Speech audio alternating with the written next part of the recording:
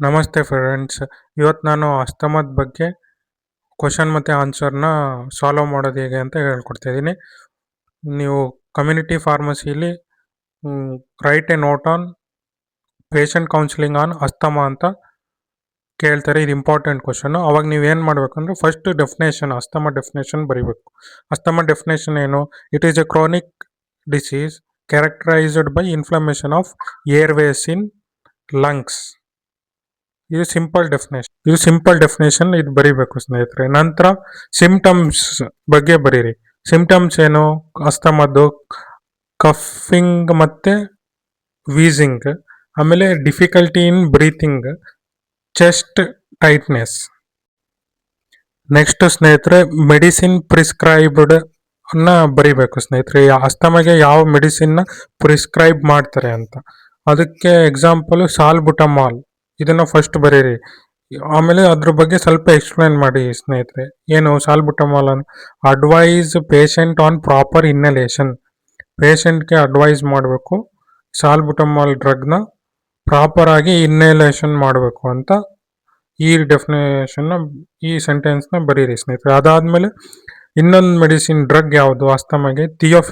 ಥಿಯೋಫಿಲಿನ್ ಬಗ್ಗೆ ಏನು ಎಕ್ಸ್ಪ್ಲನೇಷನ್ ಮಾಡಬೇಕು ಅಂದರೆ take exactly as doctor directed.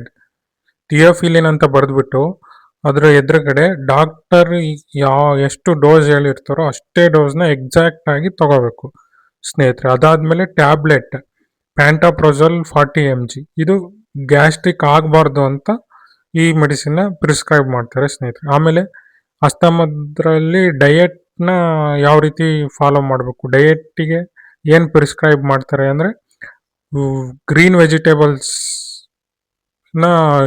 ತಿನ್ನಬೇಕು ಸ್ನೇಹಿತರೆ. ಅದಾದಮೇಲೆ ಫ್ರೂಟ್ಸ್ನ ಜಾಸ್ತಿ ಈಟ್ ಮಾಡಬೇಕು. ಗ್ರೀನ್ ವೆಜಿಟೇಬಲ್ಸ್ ಮತ್ತು ಫ್ರೂಟ್ಸ್.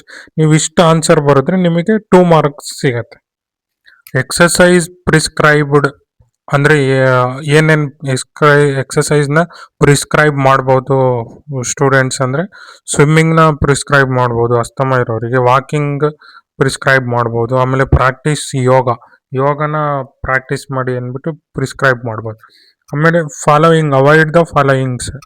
ಏನು ಅಸ್ತಮ ಇರೋ ಪೇಷಂಟ್ ಯಾವುದನ್ನ ಅವಾಯ್ಡ್ ಮಾಡಬೇಕು ಅಂದರೆ ಅವಾಯ್ಡ್ ಸ್ಮೋಕಿಂಗ್ ಮಾಡೋದು ತುಂಬ ಪ್ರಾಬ್ಲಮ್ ಆಗುತ್ತೆ ಅಸ್ತಮ ಪೇಷಂಟ್ಗೆ, ಅದನ್ನು ಅವಾಯ್ಡ್ ಮಾಡಬೇಕು. ಆಮೇಲೆ ಡಸ್ಟ್ ಪ್ಲೇಸ್ಗಳಲ್ಲಿ ಅವರು ಅವಾಯ್ಡ್ ಮಾಡಬೇಕು. ಆದಷ್ಟು ಈ ಧೂಳಿರೋ ಜಾಗಗಳಿಗೆ ಅಸ್ತಮ ಪೇಷಂಟ್ ಹೋಗಬಾರ್ದು. ಧೂಳಿರೋ ಪ್ಲೇಸಿಗೆ ಹೋದ್ರೆ ಅವರು ಮಾಸ್ಕ್ ಹಾಕ್ಕೊಂಡು ಓಡಾಡಬೇಕು ಅಂತ ಹೇಳ್ತೀನಿ ಸ್ಟೂಡೆಂಟ್ಸ್. ಆಮೇಲೆ ಆಯಿಲಿ ಫುಡ್ ಏನಿರುತ್ತೆ ಅದನ್ನು ಅವಾಯ್ಡ್ ಮಾಡಬೇಕು. ಅದಾದಮೇಲೆ ನೆಬ್ಲೈಸರ್ನ ಯಾವ ರೀತಿ ಯೂಸ್ ಮಾಡಬೇಕು ಅಸ್ತಮ ಪೇಷಂಟ್ಸ್ಗಳಂದರೆ ಯೂಸ್ ಮಾಡೋದಕ್ಕಿಂತ ಮುಂಚೆ ಶೇಕ್ ವೆಲ್ ಬಿಫೋರ್ ಯೂಸ್. ಆಮೇಲೆ ನೆಕ್ಸ್ಟ್ ಫಾಲೋ ಅಪ್ ಏನು ಅಂದರೆ come for the checkup after 6 days.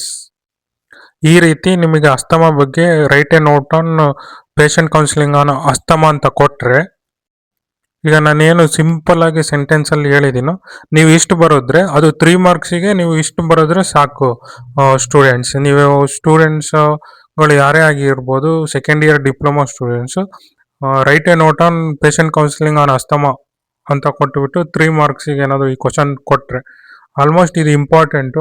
ಲ್ಯಾಬಲ್ಲೂ ಬರುತ್ತೆ, ಈ ಪ್ರಾಕ್ಟಿಕಲಲ್ಲೂ ಇದೆ, ಇದು ಥಿಯರಿಲೂ ಇದೆ ಈ ಟಾಪಿಕ್ಕು. ಆದ್ದರಿಂದ ನೀವು ಇದನ್ನು ಕಲ್ತ್ಕೊಂಡು ಹೋದರೆ ಸಾಕು. ಇಷ್ಟು 3 ಮಾರ್ಕ್ಸಿಗೆ ಬಂದೇ ಬರುತ್ತೆ. ನಿಮಗೆ ಯಾರಿಗಾದರೂ ಡೌಟ್ ಇದ್ದರೆ ಕಮೆಂಟ್ ಸೆಕ್ಷನ್ ಬಾಕ್ಸಲ್ಲಿ ಕಮೆಂಟ್ ಮಾಡಿ.